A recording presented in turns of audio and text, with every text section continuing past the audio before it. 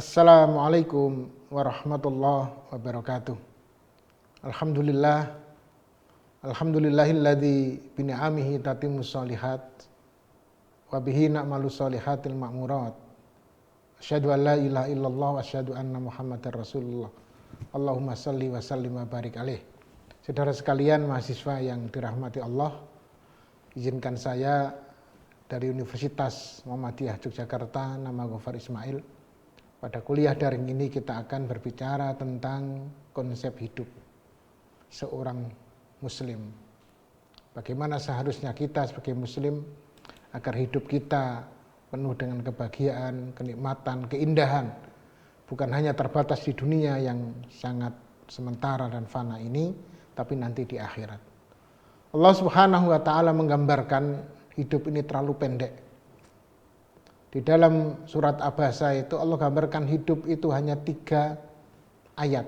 A'udzubillahi minasyaitonirrajim. Min nutfatin khalaqahu faqaddara. Tsummas sabila yassara.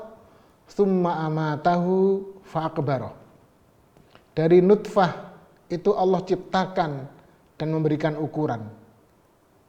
Kemudian Allah memberikan jalan agar dimudahkan, dan terakhir kemudian Allah mematikannya lalu dikuburkan.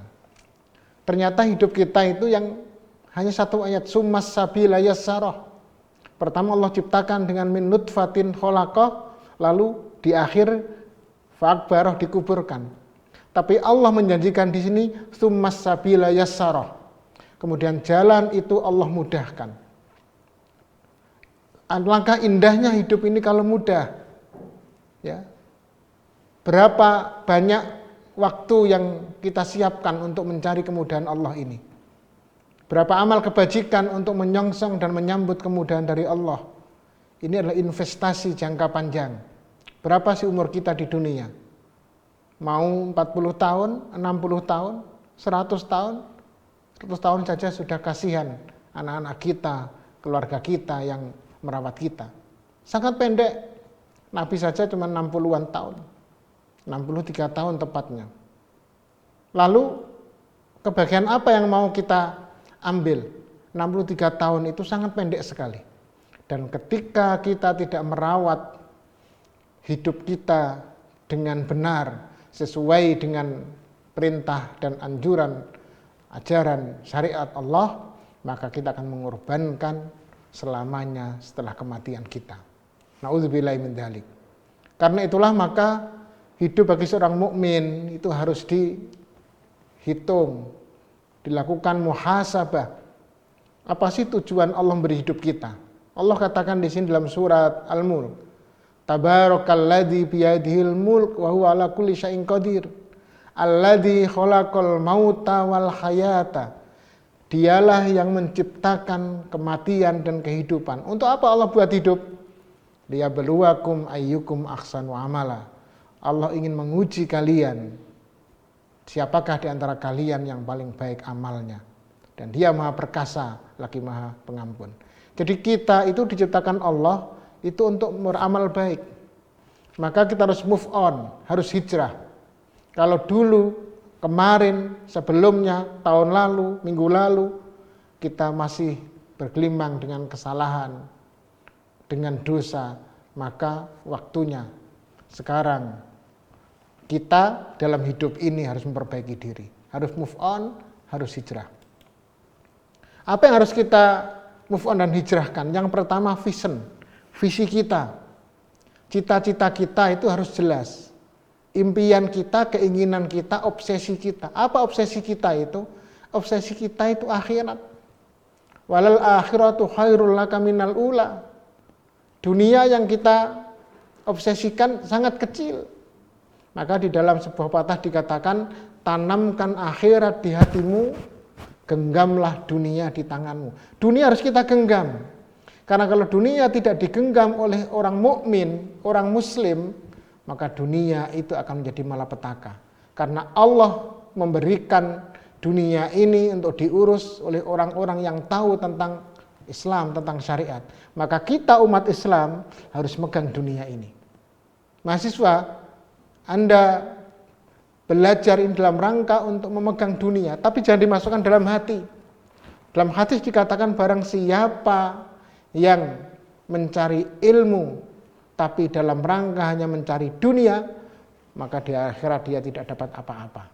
Padahal ketika seseorang mencari ilmu, kalau dia niatnya karena Allah, maka Allah mudahkan jalannya ke surga. Karena itulah maka visi kita harus jelas. Dari visi akhirat itu kita lalu masuk ke misi. Proses tujuan dalam mencapainya harus jelas. Maka dalam hidup ini kita mengatakan, kita menyaksikan, persaksikan semua yang kita miliki hanya untuk Allah. Asyhadu alla ilaha illallah. Dan apa yang kita lakukan itu kita persaksikan bahwa semua mengikuti Muhammad Rasulullah sallallahu alaihi wasallam. Asyhadu alla ilaha illallah wa asyhadu anna Muhammadar Rasulullah. Qul inna sholati wa nusuki wa mahyaya wa mamati lillahi rabbil alamin. Katakan Muhammad, salatku, kemudian ibadahku, kematianku, hidupku hanya untuk Allah. Dalam kondisi inilah hidup kita akan bermanfaat.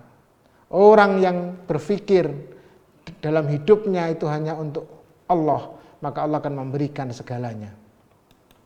Yang ketiga, passion. Apa passion itu? Cinta, hobi, kenikmatan, panggilan jiwa, kesenangan. Ketika orang itu passionnya, itu panggilan jiwanya itu adalah karena Allah. Ketika seseorang mencintai hobinya sesuatu, itu dalam rangka mencari yang halal. Ya, maka harus kita hubungkan pekerjaan profesi kita itu kepada Allah. Inna sa'yakum lasyatta, pekerjaanmu macam-macam. Kata Allah, kul kullu ya'malu ala syakilati. Semuanya itu berdasarkan apa yang dilakukannya.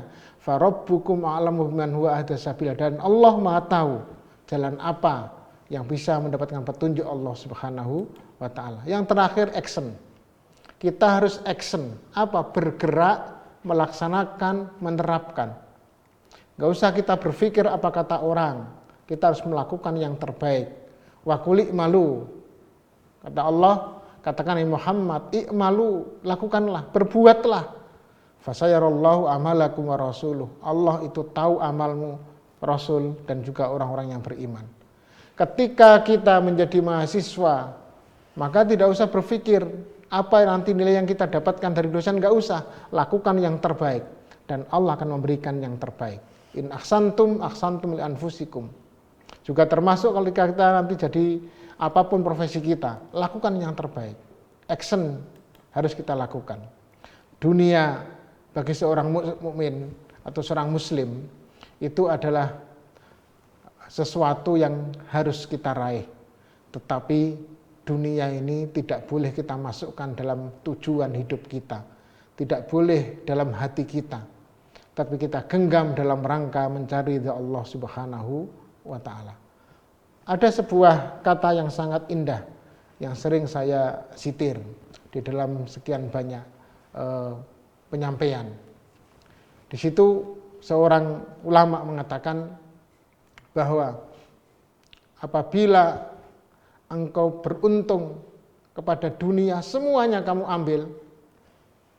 Seandainya engkau rugi pada dunia, idza rabakhta minad dunya kulliha, engkau rugi, dunia enggak punya apa-apa.